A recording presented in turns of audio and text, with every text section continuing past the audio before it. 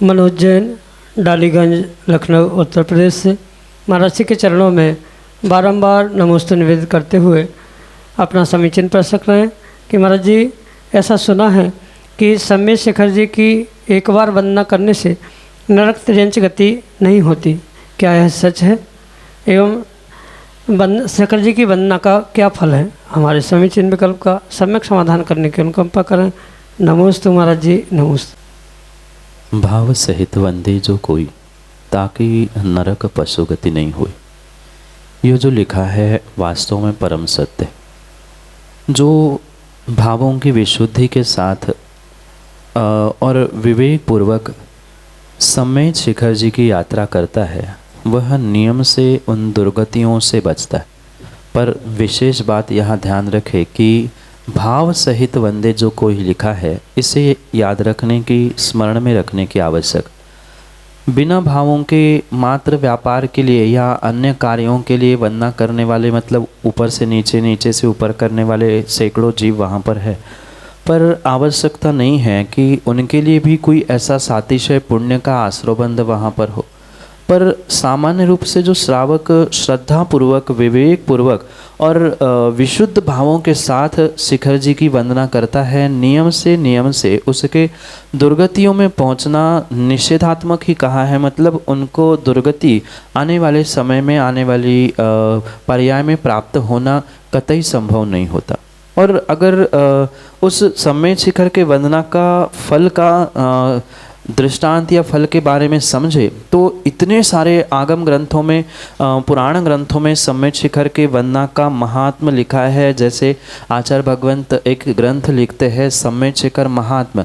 उसमें प्रत्येक वंदना का, यानी किस दिन वंदना करने से क्या फल मिलता है, किन वस्त्रों को पहन के वंदना करने का क्या फल मिलता है, किन प्रकार की मालाओं का जाप करने से किस प्रकार का फल मिलता है, इसका बहुत विस्तार से व्याख्यान किया है।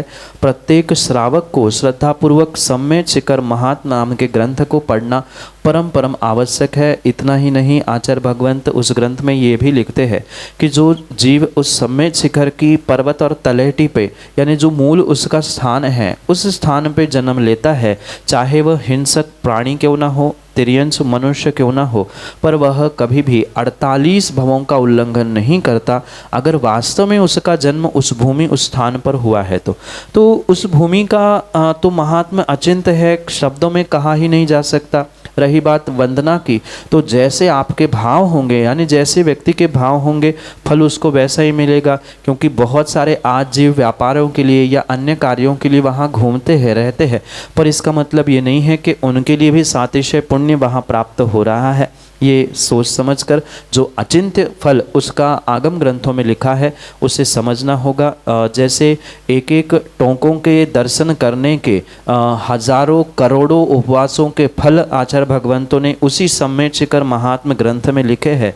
मतलब किसी एक सामान्य भी टोक का, मतलब कम से कम अगर उपवास का फल मिलेगा तो 10,000 उपवास का फल तो एक टोंक से मिलेगा। और ऐसी भी टोंक है कि करोड़ों करोड़, 16 करोड़, कहीं 50 करोड़, कहीं अरब खरब उपवास का फल एक टोंक की वंदना से मिलता है। फिर उसका गणित लगाना, अंदाज लगाना कहाँ तक उचित है कि पूरी वंदना अगर भाव सहित करता है तो कितना विशेष फल मिलता है। पर पुनः पुनः ये ध्यान रखे, भाव सहित वंदे जो कोई, जो भाव सहित वंदना करता है तो करोड़ों उपवास का फल, कर्मों की निर्जरा और साक्षात अचिंत्य पुण्य का आश्रय भी वह उस समय पर करता है। यही आपके लिए सम्यक समाधान।